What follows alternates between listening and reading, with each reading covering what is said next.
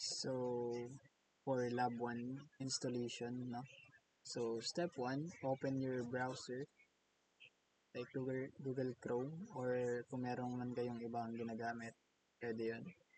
So, step 2 natin, punta tayo ng Google and type, kung nakikita niya. So, i-click mo yung first, no? Na link na lumabas, itong download PyCharm, the Python IDE for data science and or directly go to JetBrains dito mismo.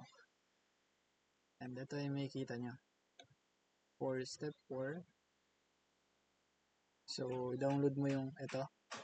May lalabas dyan na Windows and may option dyan kung naka Windows ba kayo or kung ano man. So step 6, wait mo na ma-download.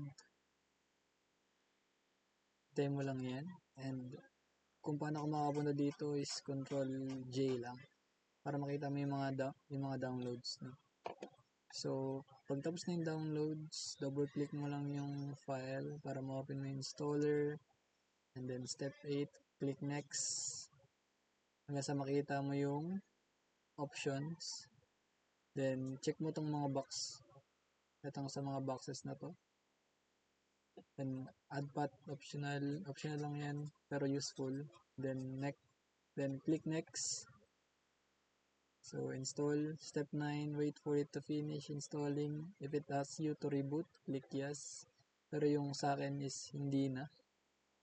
So after ng installation, open mo lang yung PyCharm mo from desktop or start menu. Mag-choose ka lang ng theme, light or dark, or kung yung default lang, then yan, pwede mo na siyang magamit.